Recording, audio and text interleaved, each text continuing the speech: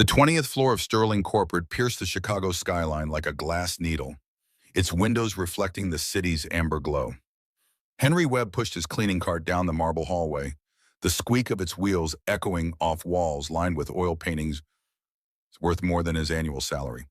He'd been working the night shift, invisible to the executives who ruled these halls during daylight hours. The mop hit polished granite as he froze. Through the frosted glass of Conference Room B, a silhouette hunched over the mahogany table. CEO Amanda Blackwell. The woman who commanded boardrooms with surgical precision now sat trembling, her designer blazer wrinkled. One manicured hand pressed desperately against her temple. Her breathing came in sharp, panicked gasps. Her left eye twitched once, twice, and Henry's chest tightened with dread. Those symptoms, he'd seen them before. Stroke, imminent, fatal. In the next 60 seconds, Henry Webb would make a decision that would save Amanda Blackwell's life and change both of theirs forever. Henry's calloused hand hesitated on the brass door handle, every instinct warring against protocol. He was the night janitor, the invisible man who emptied trash cans and mopped floors. She was Amanda Blackwell, whose face graced Forbes covers, whose decisions moved stock prices across 3 continents.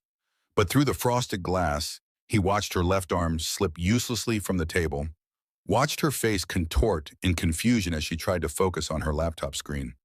The symptoms were textbook perfect. Facial drooping, arm weakness, speech that would come out slurred if she tried to talk. Henry's late wife, Rachel, had drilled these signs into him during her years as a stroke specialist at Chicago General Hospital. Rachel had made him promise to never ignore these warning signs, no matter who needed help. The conference room doors swung open with barely a whisper. Amanda's head jerked up at the sound, her eyes struggling to focus on Henry's face. When she opened her mouth to speak, the words came out thick and garbled. I'm fine, just tired. But her left hand lay motionless against the mahogany table, completely unresponsive when she tried to lift it. Terror flashed across her features as the reality hit her. Something was desperately, catastrophically wrong. Henry already had his phone out, fingers dialing 911 with steady precision. "Ma'am, you're having a stroke. Try to stay calm." His voice carried the quiet authority of someone who had watched Rachel guide countless families through medical crises. Amanda's eyes widened in shock, not just at his words, but at the absolute certainty in his tone. The ambulance screamed through downtown Chicago's empty streets, its red and blue lights painting the corporate district in urgent colors. Henry had stayed with Amanda through every moment, positioning her correctly to prevent further damage, checking her pulse, and breathing the way Rachel had taught him during late-night conversations about emergency response. The paramedics had looked surprised when this janitor rattled off medical terminology with casual precision, when he answered their questions about symptom onset and progression with clinical accuracy. As they loaded Amanda onto the stretcher, she managed to grab Henry's sleeve with her good hand. "How did you know?" she whispered, her speech already clearer thanks to the clot-busting medication coursing through her IV. Henry looked down at this powerful woman who suddenly seemed so fragile, so utterly human. "My wife was a stroke specialist," he said simply. "She taught me to never miss the signs." Morning brought unexpected visitors to Henry's small apartment in Millfield, a working-class suburb south of downtown. He had just finished making breakfast for his 8-year-old son, Oliver, scrambled eggs and toast cut into dinosaur shapes, the same ritual they'd maintained since Rachel's death. The knock on his door revealed Amanda Blackwell, looking smaller somehow in jeans and a simple blue sweater instead of her usual armor of designer suits. She carried a bouquet of sunflowers and wore an expression Henry couldn't quite decipher, gratitude mixed with something that looked almost like wonder. "Mr. Webb," she began, then stopped herself with a small shake of her head. "I don't even know your first name." Henry wiped his hands on his faded jeans, acutely aware of their threadbare knees next to her probably $1,000 casual wear. "It's Henry, ma'am. How are you feeling?" Oliver peeked around his father's legs with the fearless curiosity of childhood, studying this unexpected visitor with wide brown eyes. Amanda crouched down to his level, her face softening into the kind of genuine smile Henry suspected few people ever saw. "And who is this handsome young man?" she asked, her voice carrying a warmth that seemed to surprise even her. "This is Oliver," Henry said, his protective hand settling on his son's shoulder. "Ollie, this is Ms. Blackwell. She was sick last night, and Daddy helped her feel better."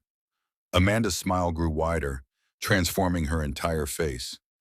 "Your daddy saved my life, Oliver. Do you know how incredibly special that makes him?"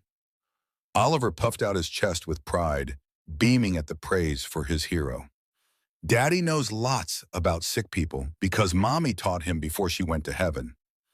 The innocent words hit Amanda like a physical blow, and she looked up at Henry with sudden understanding etched across her features.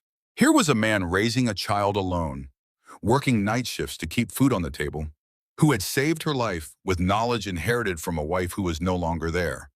The mathematics of his sacrifice suddenly became clear. Every hour he spent cleaning corporate offices was an hour away from his son. Every dollar he earned came at the cost of sleep and personal time.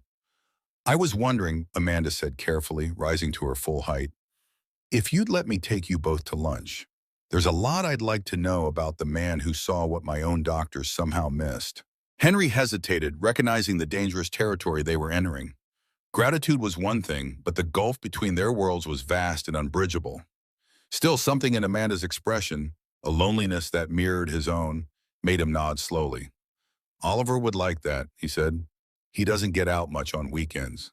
The restaurant Amanda chose surprised Henry, not some upscale establishment where he'd feel awkward and out of place, but Mel's Pancake House on Old Route 66, where truckers and working families gathered around Formica tables for comfort food and honest conversation. She seemed different here, more relaxed, laughing when Oliver insisted on ordering chocolate chip pancakes for lunch and teaching him to make towers out of sugar packets.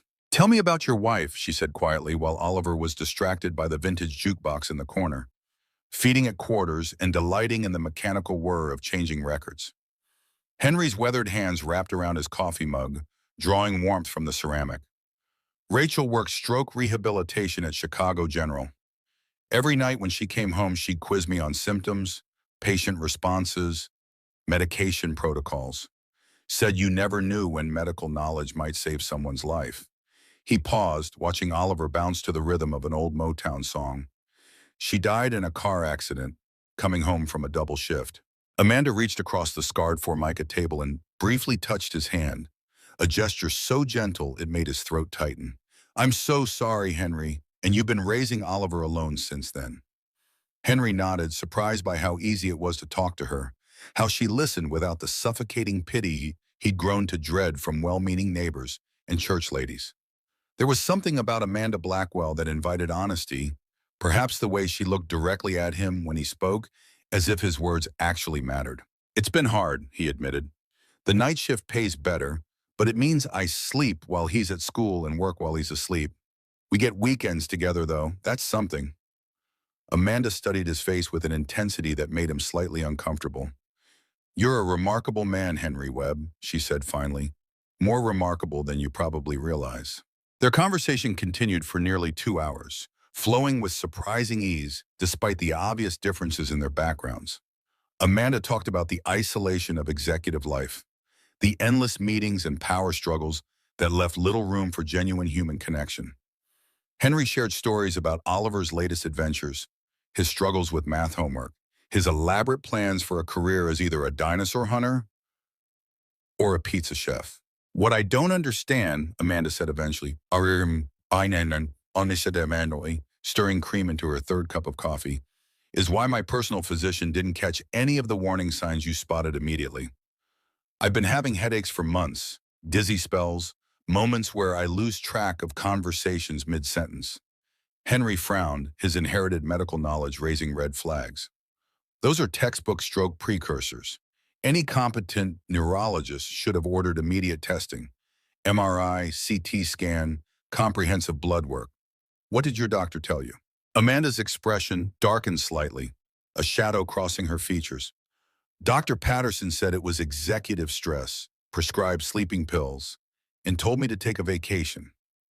Something cold and unpleasant settled in Henry's stomach. No physician worth his medical degree would dismiss those symptoms in a 42-year-old woman, especially not one with Amanda's obvious stress levels and demanding lifestyle. Either Dr. Patterson was grossly incompetent or something far more sinister was at play, something that made Amanda Blackwell's declining health very convenient for someone else. Henry kept these thoughts to himself for now, but the seed of suspicion had been planted. Maybe you should get a second opinion, he suggested carefully, from someone who doesn't know about your corporate responsibilities. Fresh eyes might see things differently. Amanda considered this, absently watching Oliver attempt to teach the jukebox to play his favorite song by pressing the buttons in different combinations. You know, she said slowly, you might be right. Independence might be exactly what I need. An unlikely friendship bloomed between the CEO and the janitor. Amanda began showing up at Mel's Pancake House every Sunday afternoon, always with some excuse about being in the neighborhood, always bringing small gifts for Oliver. Art supplies, books about dinosaurs, a vintage baseball glove that had belonged to her brother. Henry watched her with his son and saw something he hadn't expected in someone so powerful, a profound loneliness that mirrored his own. Despite her penthouses and private jets, Amanda